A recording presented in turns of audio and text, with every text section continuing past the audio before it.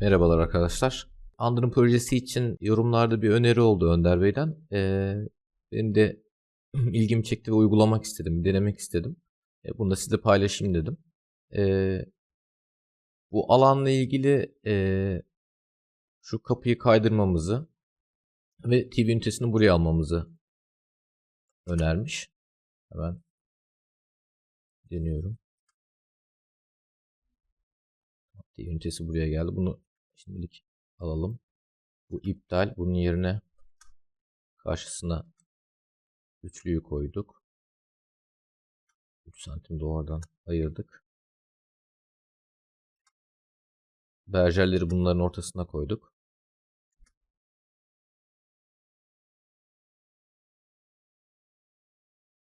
Şöyle.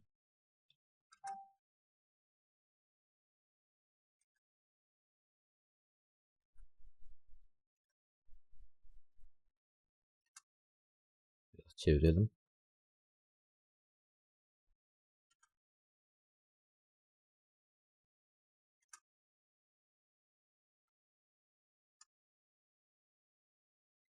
Evet, yani benim yaptığımdan daha kullanışlı gibi görünüyor açıkçası.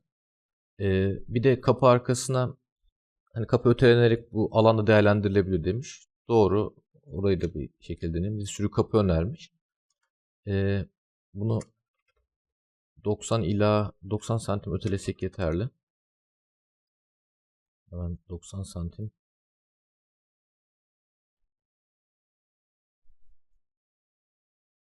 buraya geliyor. Kapının arkasına da kaldı. Sürgü kapıyı dışarıdan çalıştırsak hoş bir görüntü olmayacak. İçeriden ya da eski haline getirip kanat taksak bu sefer de aslında Önder Bey'in önerdiği şu alanı kullanalım hani kitaplık vesaire konulabilir şeklinde olduğu için biz o şartı zorlayalım. Uzatıyorum. Yani burayı komple bir kitaplık TV ünitesi gibi düşünürsek bu duvardan faydalanmamız için bu kapıyı da kaydırmalıyız. Yalnız kapıyı kaydırdığımızda şeyin üzerine de açmak istemiyoruz. Kapıyı dışarıdan çalıştırabilir miyiz? Yani sürgü kapı çalıştırılabilir. Bu sefer kapıyı daha farklı modelde bir kapı şeklinde deneyebiliriz. O zaman üniteden 20 santim kopartabilirsek, ne 40'mış 60 santime getirirsek burayı, yani şu hizaya kadar getirirsek o zaman bu da mümkün olabilir.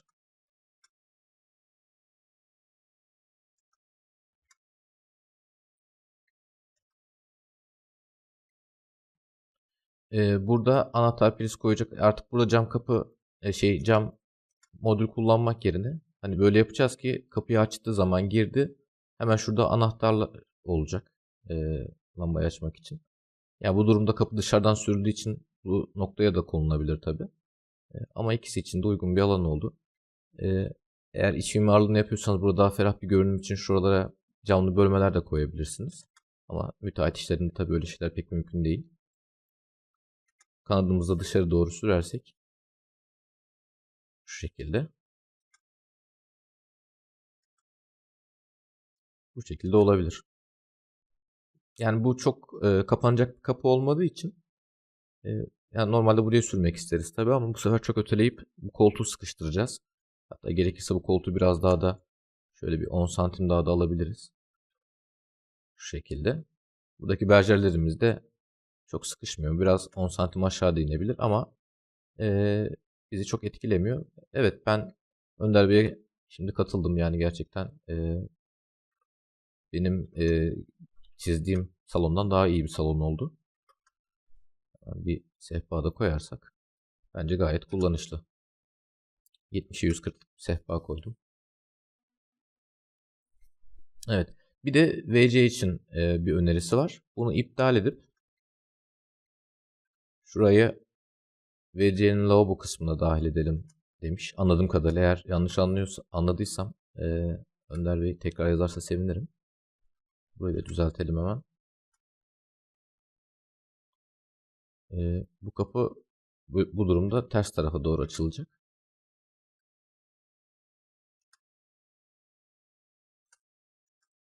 lavaboyu da burada daha rahat bir lavabo kullanalım demiş. Şöyle mobilyalı bir lavabo kullanabiliriz. Şu şekilde.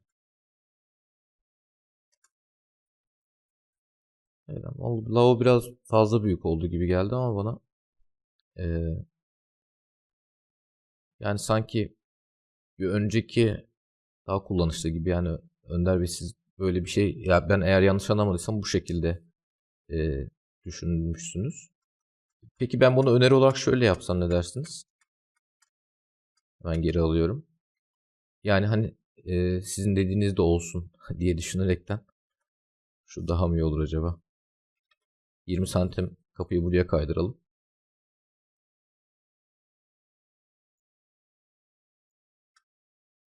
Kapımızı çevirelim.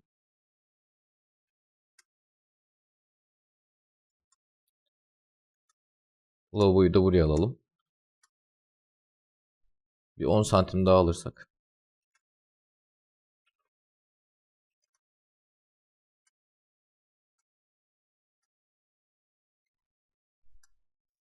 Yani bu da bir alternatif olabilir önceki projeye göre.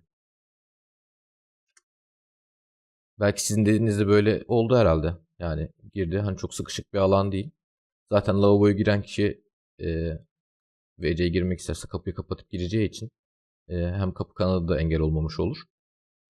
Hani kapının üzerine açılan bir kapı olur mu? Olabilir aslında, yani çok sıkıntı olmayabilir.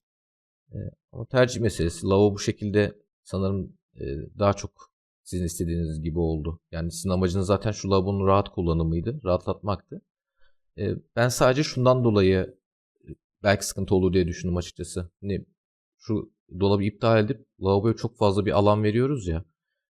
Biraz sanki haddinden fazla alan vermişiz gibi geldi ama tabii tercih meselesi aynı zamanda.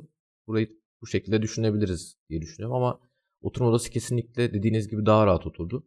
Ben aslında öyle yapmamın sebeplerinden bir tanesi ilk videoda sanırım söylemiştim.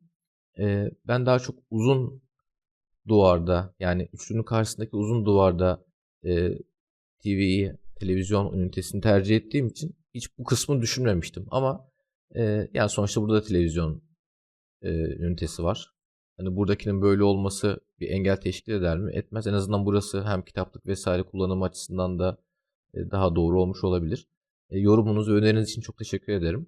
Eğer başka bir öneriniz varsa lütfen benimle paylaşın.